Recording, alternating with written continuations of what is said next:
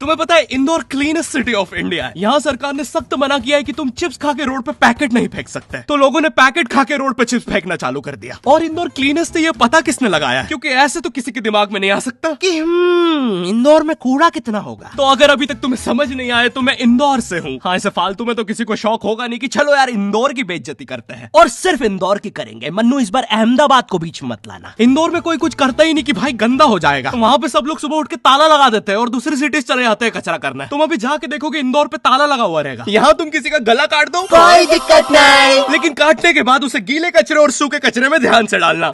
400 लोगों को टपका दिया, 300 बच्चों को उठवाया, 5 बवासीर वाले अंकलों को पिटवाया। आज तक मुझे कोई पकड़ नहीं पाया, तुमने कैसे पकड़ा?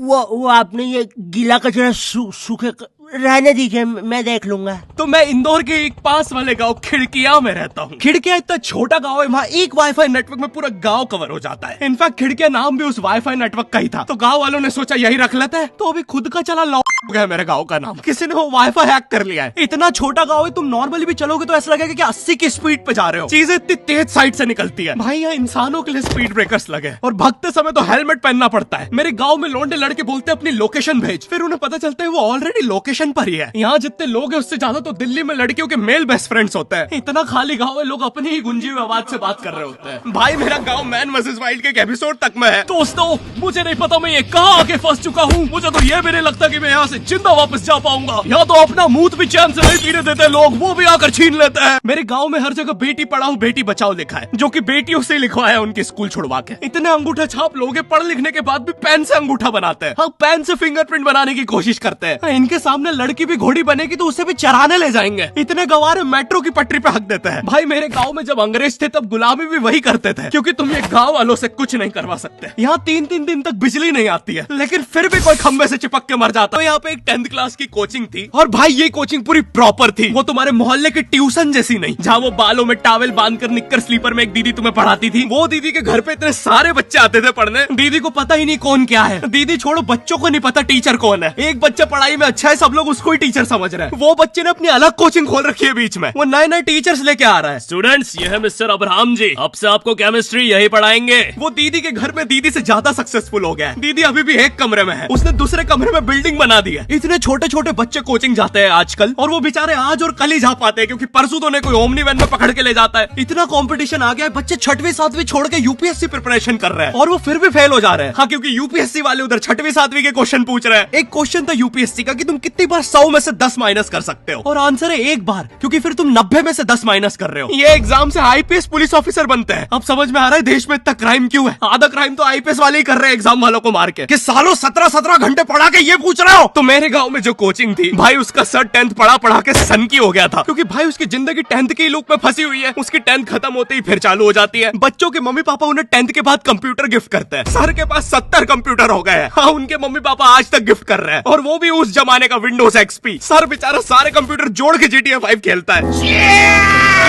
सर इतना 10th क्लास में है, वो कोचिंग के बाद अपनी ही कोचिंग की लड़कियों के सामने बाइक से स्टंट मार रहा होता है। देख कोमल, राज ने तो सबको पीठ पे कुत्ते मारे हैं, तू कोई नई नहीं है। शबाक, पीठ पे कुत्ते मारने वाला राज।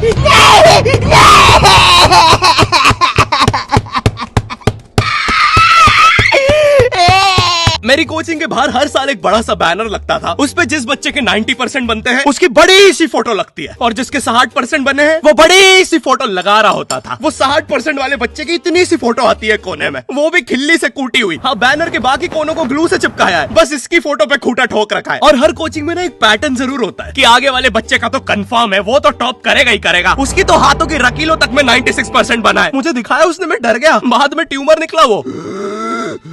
भाई तू इलाज करवा ले यार अपना। चलता है तू मुझसे। कोचिंग में पीछे एक बच्चा पिट रहा है, उसकी किताब में सर ने ड्राइंग्स देख लिया। वो ड्राइंग्स उसकी थी भी नहीं, वो जिस सीनियर की बुक थी उसने बना रखी थी। ये इसलिए पिट रहा है क्योंकि इसको आज तक लगता था कि गांधी जी घूंघट में हंसती एक औरत है, और नेहरू जी ये है नेहरू जी। इस बच्चे के हिसाब से हमारी आजादी की लड़ाई कुछ ऐसी दिखती है।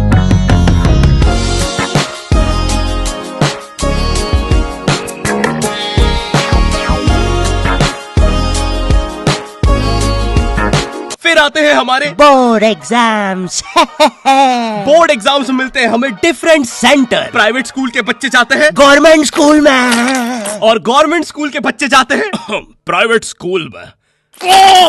और भाई बहुत डिफरेंस होता है इन दोनों स्कूल में। प्राइवेट स्कूल के बच्चे बोलते हैं हमारे स्कूल के नीचे कब्रिस्तान है। गवर्नमेंट स्कूल के बच्चे बोलते हैं कब्रिस्तान के नीचे हमारी स्कूल है। गवर्नमेंट स्कूल की बेंचेस हमेशा हिलती रहती है। वहाँ के बच्चों की बुंड का बैलेंस ही वही हो चुका है। उनको तुम नॉर्मल बेंच पे बिठाओ वो उस पे भी हिलता रहता है। और भाई यहाँ की टॉयलेट ये बस टॉयलेट के लिए यूज नहीं होता है। अरे तुझे श्रेया का नंबर याद है क्या?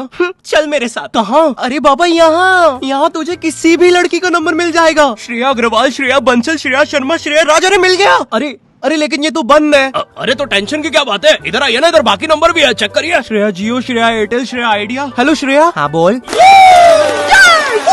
और बोर्ड एग्जाम से वो एक सरप्राइज इन्विजिलेटर चेकिंग होती है ना, जिसमें एक टीचर्स का ग्रुप बीच एग्जाम में रैंडमली आके तुम्हारी चेकिंग करने लग जाता है। एकदम से 5 लोग मिलिट्री की तरह अंदर घुसते हैं। पूरी क्लास में स्मोक कर दिया। एक तो अंडर कवर बच्चा बन के ही बैठा था पीछे। मैं यहाँ 15 मिनट से उससे ही क्वेश्चन पूछ रहा हूँ। मेरा ना इनसे बस एक क्वेश्चन है, भाई आराम से भी आ जाओगे तो क्या दिक्कत है? तुम्हें चीटिंग ही पकड़नी है ना, अंदर दाऊद थोड़ी ना बैठा है। इतना सीरियस चेकिंग कर रहे हैं, जेब चेक कर रहे हैं, जूते उतरवा रहे हैं, कुत्ता लाके ड्रग टेस्ट से चालू कर दिया। और गवर्नमेंट स्कूल के बच्चे इतने हरामी, वो लोग भी चीटिंग में नहीं ड्रग टेस्ट में फंस रहे हैं। कुछ भी हुए जा रहा है, पीछे दाऊद मिल गया है उनको। हाँ वो 10th क्लास ओपन से कोई भी करने आ जाता है। करनी होगी दाऊद को 10th, मुझे क्या पता, अनपढ़ गैंगस्टर अच्छा लगेगा क्या? और बोर्ड्स के रिजल्ट के टाइम पे हमेशा एक गरीब बच्चा न्यूज पे छाया रहता है, हाँ जिसने स्ट्रीट लाइट के नीचे पड़ के फिर से टॉप कर दिया है। एक तो साले ये गरीब बच्चों का ना अलग कंपटीशन चल रहा है। ये साले हर साल गरीबी में टॉप करने का नया रिकॉर्ड बनाते जा रहे हैं। इस बच्चे ने स्ट्रीट लाइट के नीचे पड़ के टॉप कर दिया है, इस बच्चे ने तो पत्थर की चिंगारी में पड़ के टॉप कर दिया है, जब बिजली चमकी थी तब जल्दी से पड़ के टॉप कर दिया है, जुगनू की जगमगाती जुगनी में टॉप कर दिया है, गरीब की आंखों में आई उम्मीद की रोशनी में टॉप कर दिया है। अरे भाई जब इतने गरीब हो तो एग्जाम का फॉर्म भरने के पैसे कहाँ से आ रहे हैं?